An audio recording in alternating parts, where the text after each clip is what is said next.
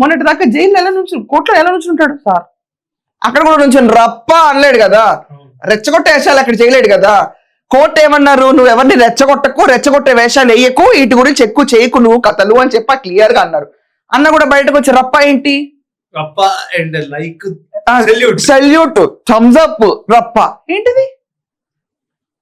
అసలు ఏమన్నా మారాడా? అసలు ఏం మారలా, ఇంకా ధైర్యం పుంచుకొచ్చింది. ఈ రోజు ఇంకో పీటీ వ్యారెంట్ పడింది, ఇంట్లో అన్ని బాంబులు కాల్చారు, వేస్ట్. పరామర్శ యాత్రను వెళ్ళారు, బంగారం వెండి 2 పోయే, వేస్ట్. రోజు పరామర్శ యాత్రలకి ఇంటికి జనాలు వస్తున్నారు, వేస్ట్. నిన్న వాళ్ళ వైఫ్ వాళ్ళ డాటర్ కూర్చుని దేవుడు ఉన్నాడు అంది, దేవుడు ఉన్నాడు ఇక్కడ చూపించాడు, దేవుడు ఉన్నాడని చెప్పి సంతోషపడకుండా రప్ప ఏంటాయా నీకు? ఇది అంబటి రాంబాబు చరిత్ర ఇన్ బ్రీఫ్ చెప్పాలంటే. ఈ రోజు ఒక పీటీ వ్యారెంట్ అంటే 3వ కేసు ఇది. రేపు దేవుడు ఉన్నాడని చెప్పి ఇంకోసారి పూజ చేసుకోవాల్సిన పరిస్థితి దేవుడు వచ్చిందే అనుకో, 4వ పీటీ వ్యారెంటే వచ్చింది అనుకో, అయిపోద్ది మన పరిస్థితి. నెక్స్ట్ డైరెక్ట్ గా దిగి డైలాగ్ చెప్తాడు. కానీ మ్యామ్ నిజం చెప్పాలంటే బయట ఉన్న వాళ్ళ ధైర్యానికి మెచ్చుకోవాలి.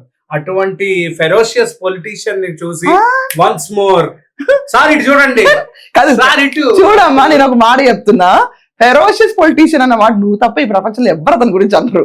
ఎందుకంటే ఏంటి ఫెరోషియస్ స్పెల్లింగ్ ఏంటి అని ఆలోచిస్తారు వీళ్ళందరూ. రాయవరండి ఫెరోషియస్ స్పెల్లింగ్, అప్పుడు నేను ఒప్పుకుంటా, అది కూడా కష్టమే. So ferocious politician, lion, tiger ఇట్లాంటివన్నీ చెప్పేటప్పుడు ముందు స్పెల్లింగ్లు రాయాలి, స్పెల్లింగ్లు రాసిన తర్వాత అవన్నీ చెప్పాలి.